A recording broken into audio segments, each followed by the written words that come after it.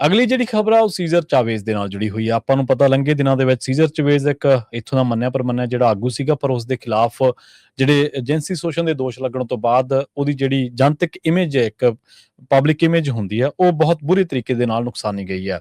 Caesar Chavez ਦੇ ਉੱਤੇ 1960-70 ਦੇ ਦਹਾਕੇ ਦੇ ਵਿੱਚ ਦੋਸ਼ ਲੱਗੇ ਨੇ ਵੀ ਉਹਨੇ ਬਹੁਤ ਸਾਰੀਆਂ ਔਰਤਾਂ ਦੇ ਨਾਲ, ਬਹੁਤ ਸਾਰੀਆਂ ਬੱਚੀਆਂ ਦੇ ਨਾਲ ਜਿਹੜੇ ਜਿਸਮਾਨੀ ਸੰਬੰਧ ਬਣਾਏ ਤੇ ਬਹੁਤਿਆਂ ਦੇ ਨਾਲ ਸੰਬੰਧ ਬਣਾਏ, ਤੇ ਉਸ ਤੋਂ ਬਾਅਦ ਕਈ ਤੇ ਜਿਹੜੇ ਬੱਚੀਆਂ ਸੀਗੀਆਂ ਉਹ ਉਸ ਡਿਪਰੈਸ਼ਨ ਦੇ ਵਿੱਚ ਉਹਨਾਂ ਨੂੰ ਦਹਾਕਿਆਂ ਬੱਧੀ ਲੰਘਣਾ ਪਿਆ, ਉਸ ਮਾੜੇ ਮਾਨਸਿਕ ਦੌਰ ਦੇ ਵਿੱਚ ਉਹਨਾਂ ਨੂੰ ਲੰਘਣਾ ਪਿਆ ਤੇ ਪੈਨਿਕ ਅਟੈਕਸ ਤੇ ਸਬਸਟੈਂਸ ਜਿਹੜਾ ਅਬਿਊਜ਼ ਸੀਗਾ ਉਹਦੇ ਕਰਕੇ ਉਹਨਾਂ ਦੀ ਜਿਹੜੀ ਜ਼ਿੰਦਗੀ ਸੀ ਉਹ ਬੜੇ ਬੁਰੇ ਤਰੀਕੇ ਦੇ ਨਾਲ ਤਹਿਸ ਨਹਿਸ ਹੋ ਗਈ। ਯੂਨਾਈਟਿਡ ਫਾਰਮ ਵਰਕਰਸ ਤੇ Caesar Chavez foundation already cancel ਕਰ ਚੁੱਕਿਆ ਜਿਹੜੀ ਚਾਵੇਜ਼ ਡੇ ਸੈਲੀਬ੍ਰੇਸ਼ਨ ਆ, ਤੇ ਨਾਲ ਹੀ ਉਹਨਾਂ ਨੇ ਕਿਹਾ ਵੀ ਜਿਹੜੀ ਵੈਲਿਊ ਆਫ ਜਸਟਿਸ ਆ ਤੇ ਇੰਪਾਵਰਮੈਂਟ ਆ ਉਹਦੀ ਜਿਹੜੀ ਭਾਵਨਾ ਉਹ ਬਚੀ ਰਹਿਣੀ ਚਾਹੀਦੀ ਆ। ਲੇਬਰ ਲੀਡਰ ਸੀਗਾ ਸੀਜ਼ਰ ਚਾਵੇਜ਼ ਤੇ ਉਹਦੇ ਤੇ ਇਸ ਤਰ੍ਹਾਂ ਦੇ ਦੋਸ਼ ਲੱਗੇ ਨੇ ਕਿ ਉਸਨੇ ਜਿਹੜੇ ਫਾਰਮ ਵਰਕਰ ਸੀਗੇ ਉਹਨਾਂ ਦੇ ਨਾਲ ਇਸ ਤਰ੍ਹਾਂ ਦੇ ਜਿਹੜੇ ਸੰਬੰਧ ਬਣਾਏ। ਨਿਊਯਾਰਕ ਟਾਈਮਸ ਦੀ ਜਿਹੜੀ ਪੂਰੀ ਇਨਵੈਸਟੀਗੇਸ਼ਨ ਅਸਲ ਦੇ ਵਿੱਚ ਸਾਰਿਆਂ ਨੂੰ ਪੜ੍ਹਨ ਵਾਲੀ ਹੈ। ਇਹ ਇਨਵੈਸਟੀਗੇਸ਼ਨ ਬੜੀ ਡਿਟੇਲ ਦੇ ਵਿੱਚ ਆ। ਉਹਨਾਂ ਨੇ ਕਿਹਾ ਵੀ ਇਹ ਜਿਹੜੀ ਕੈਲੀਫੋਰਨੀਆ ਦੀ ਹਿਸਟਰੀ ਦੇ ਵਿੱਚ ਇੱਕ ਟਾਵਰਿੰਗ ਫਿਗਰ ਇਹਨੂੰ ਨਾਮ ਦਿੱਤਾ, ਤੇ ਪਰ ਉਹ ਕਹਿੰਦੇ ਵੀ ਇਸ ਨਾਮ ਨੂੰ ਉਹ ਮਿਸਯੂਜ਼ ਕਰਦਾ ਰਿਹਾ।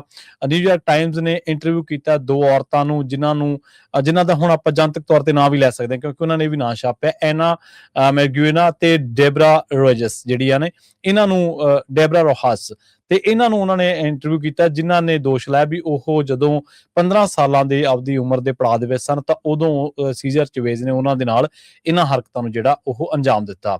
ਸੋ ਦੋਨਾਂ ਨੂੰ ਸਟਰਗਲ ਕਰਨੀ ਪਈ, ਕਾਫੀ ਡਿਪਰੈਸ਼ਨ ਹੋਇਆ, ਉਹਨਾਂ ਨੂੰ ਪੈਨਿਕ ਅਟੈਕਸ ਆਏ, ਤੇ ਨਾਲ ਹੀ ਉਹ ਕਹਿੰਦੇ ਵੀ ਬਹੁਤ ਜ਼ਿੰਦਗੀ ਦੇ ਵਿੱਚ ਹੋਰ ਤਰ੍ਹਾਂ ਦੇ ਕਈ ਮਾਨਸਿਕ ਇਸ ਤਰ੍ਹਾਂ ਦੇ ਬੁਰੇ ਦੌਰ ਦੇ ਵਿੱਚ ਉਹਨਾਂ ਨੂੰ ਲੰਘਣਾ ਪਿਆ।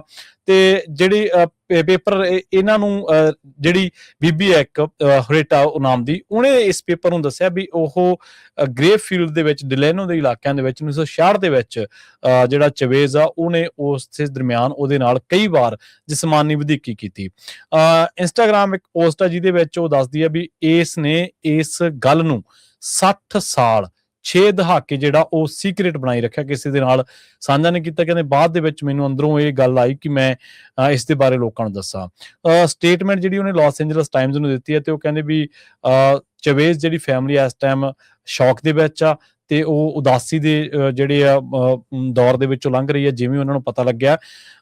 ਉਸ ਤੋਂ ਬਾਅਦ ਹੁਣ ਬਹੁਤ ਸਾਰੀਆਂ ਜਿਹੜੀਆਂ ਚੀਜ਼ਾਂ ਨੇ ਚਾਵੇਜ਼ ਦੇ ਨਾਲ ਜੁੜੀਆਂ ਹੋਈਆਂ, ਲੋਕ ਹੁਣ ਉਹਨਾਂ ਨੂੰ ਆਪਣੇ ਆਪ ਨੂੰ ਵੱਖ ਕਰਨਾ ਚਾਹੁੰਦੇ ਨੇ ਕਿ ਕੋਈ ਫਾਊਂਡੇਸ਼ਨ ਦੇ ਨਾਲ ਜੁੜਿਆ, ਕੋਈ ਉਹਨਾਂ ਦੇ ਕੰਮਾਂ ਦੇ ਨਾਲ ਜੁੜਿਆ, ਕਿਸੇ ਨੇ ਕੋਈ ਕਿਤਾਬ ਲਿਖੀ ਹੈ, ਕੋਈ ਮੈਗਜ਼ੀਨ ਦੇ ਵਿੱਚ ਉਹਦੇ ਬਾਰੇ ਕੋਈ ਆਰਟੀਕਲ ਲਿਖਿਆ, ਤਾਂ ਲੋਕ ਕਹਿੰਦੇ ਕਿ ਹੁਣ ਅਸੀਂ ਸ਼ਰਮਸਾਰ ਆ।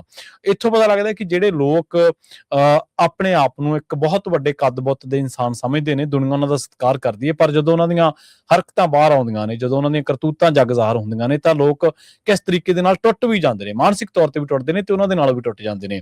ਲਾਸ ਐਂਜਲਸ ਮੇਅਰ ਜਿਹੜੇ ਕੇਰਨ ਬਾਸ ਨੇ, ਉਹਨਾਂ ਨੇ ਕਿਹਾ ਵੀ ਕੋਈ ਔਰਤ ਹੈ, ਕੋਈ ਬੱਚੀ ਹੈ, ਤੇ ਕੋਈ ਵੀ ਇਸ ਉਹਦੇ ਬੰਦੇ ਦੇ ਉਹਨਾਂ ਦਿਨਾਂ ਦੇ ਵਿੱਚ ਕੋਈ ਹਾਰਮ ਕੀਤਾ ਗਿਆ, ਨੁਕਸਾਨ ਪਹੁੰਚਾਇਆ ਗਿਆ, ਤੇ ਬਹੁਤ ਮੰਦਭਾਗੀ ਇੱਕ ਗੱਲ ਆ। ਸੋ ਤਰ੍ਹਾਂ ਦੇ ਜਿਹੜੇ ਲੋਕਾਂ ਦੇ ਇਸ ਬਾਬਤ ਜਿਹੜੇ ਕਮੈਂਟਸ ਨੇ, ਟਿੱਪਣੀਆਂ ਨੇ, ਉਹ ਸਾਹਮਣੇ ਆ ਰਹੀਆਂ ਨੇ, ਤੇ ਲੋਕ ਹੁਣ ਸੀਜ਼ਰ ਚਾਵੇਜ਼ ਦੇ ਨਾਂ ਲੈਣ ਤੋਂ ਵੀ ਜਿਹੜਾ ਉਹ ਗੁਰੇਜ਼ ਕਰਨ ਲੱਗੇ ਨੇ।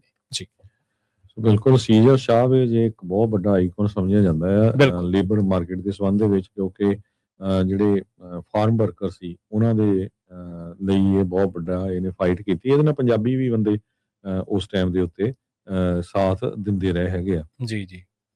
ਤੇ Los Angeles time, New York Times, ਇਹ ਇੱਕ ਦੋ ਦਿਨਾਂ ਦੀਆਂ ਸਾਰੀਆਂ ਮੇਨ ਕਹਾਣੀਆਂ ਜਿਹੜੀਆਂ ਆ ਉਹ ਸੀਜ਼ਰ ਚਾਵੇਜ਼ ਨੂੰ ਹੀ ਲੈ ਕੇ ਹੈਗੀਆਂ।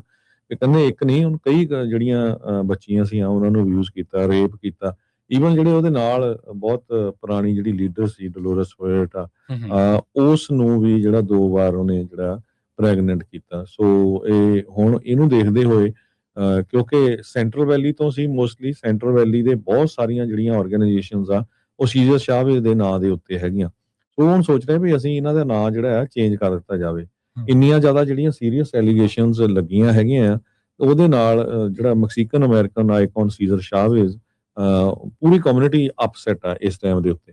ਸੈਂਟਰਲ ਵੈਲੀ ਦੇ ਵਿੱਚ ਤਾਂ ਕਿੰਨੇ parks, streets, Caesar Chavez park ਡਿਲੀਨੋ 'ਚ ਆ, ਮੋਡੈਸਟੋ 'ਚ ਆ, ਨੀਜ਼ ਫ੍ਰਿਜਨੋ 'ਚ ਆ, ਲਾਇਬ੍ਰੇਰੀਜ਼ ਹੈਗੀਆਂ ਸਲੀਨਸ ਤੇ ਸਟਾਕਟਨ 'ਚ, ਸਕੂਲ ਸੀਜ਼ਰ ਚਾਵੇਜ਼ ਦੇ ਨਾਂ ਦੇ ਉੱਤੇ ਫ੍ਰਿਜਨੋ 'ਚ ਆ, ਸਟਾਕਟਨ, ਡਿਲੀਨੋ, ਸਟਾਕਟਨ, ਮਡੇਰਾ, ਪਲਾਨਾਡਾ ਸੀਰੀਜ਼ ਦੇ ਵਿੱਚ।